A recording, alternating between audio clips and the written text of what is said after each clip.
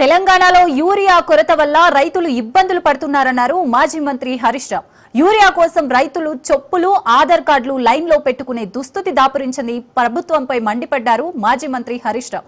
సకాలంలో రైతులకు యూరియా సరఫరా చేయాలని వ్యవసాయ కమిషనర్ కార్యాలయం వద్దకు ధర్నాకు వెళ్తున్న మాజీ మంత్రి ఎమ్మెల్యే హరీష్ రావుతో మా ప్రతినిధి సైదులు ఫేస్ టు ఫేస్.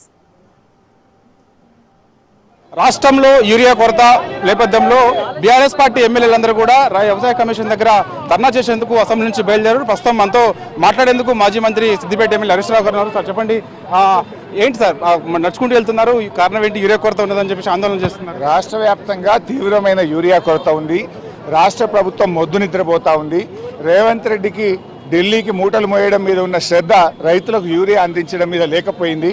అందుకే ఈరోజు బీఆర్ఎస్ ఎమ్మెల్యేలు ఎమ్మెల్సీలు అందరం కూడా వ్యవసాయ శాఖ కార్యాలయం ముందు దిగ్బంధం చేసి రైతుల బాధల్ని, రైతుల ఆవేదన, రైతుల కష్టాలను ప్రభుత్వానికి చెప్పే ప్రయత్నం చేస్తూ ఉన్నాం.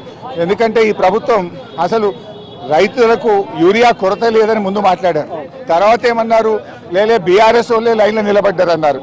తర్వాత ఏమన్నారు, లేలే ఇది బీజేపీ వైఫల్యం అన్నారు. తర్వాత రష్యా ఉక్రెయిన్ యుద్ధం వల్ల వచ్చిందంటారు.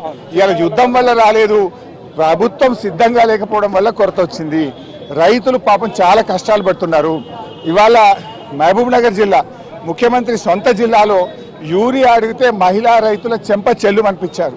మహిళా రైతుల మీద దాడి చేశారు. సో దీన్ని తీవ్రంగా ఖండిస్తున్నాం. అంటే ఇప్పుడు ధర్నాకి వెళ్తున్నారు కదా, కార్యాచరణ ఏ విధంగా ఉండబోతుంది? ముఖ్యంగా అంటే రేపటి నుంచి మన ప్రభుత్వం నుంచి స్పష్టమైన హామీ కావాలి, రైతులకు యూరియా కావాలి, దాని మీద పట్టుబడతాం.